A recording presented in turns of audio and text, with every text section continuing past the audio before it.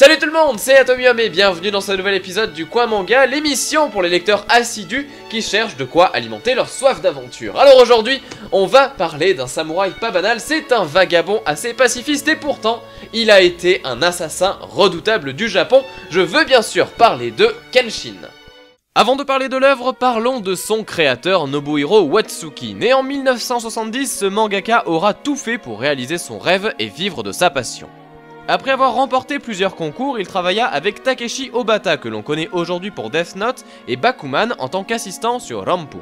C'est en 1994 qu'il décida d'entreprendre sa première série longue publiée alors dans le Shonen Jump, Kenshin le Vagabond. Sachez au passage qu'à cette époque, il travailla avec divers mangaka qui sont aujourd'hui très connus, Hiroyuki Takei qui créa Shaman King et surtout Eiichiro Oda qui dessine encore à ce jour One Piece.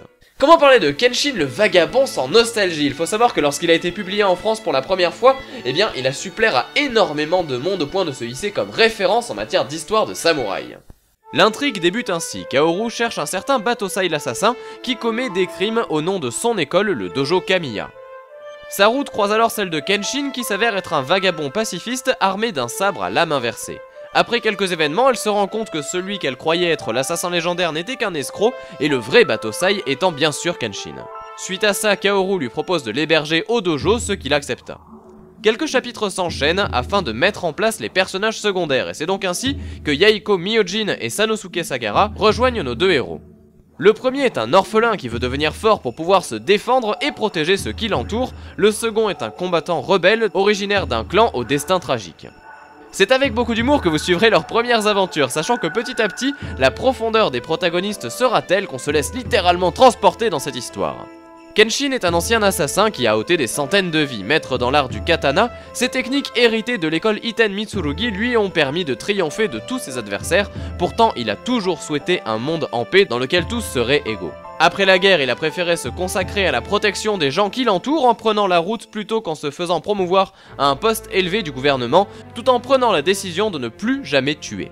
Pourtant, son passé le rattrapera et c'est donc ainsi qu'on le sollicitera pour divers combats contre d'anciens assassins en soif de violence. C'est cette opposition entre idéal et réalité qui fait toute la magie de ce manga et qui va amener à faire réfléchir aussi bien Kenshin que le lecteur.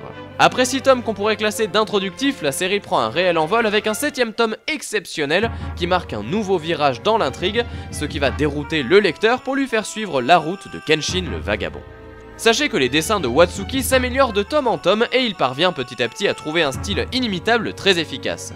L'action est très bien rendue et les personnages charismatiques. Côté historique, il s'appuie souvent sur des faits réels qu'il arrange à sa sauce pour mêler aussi bien fiction que réalité.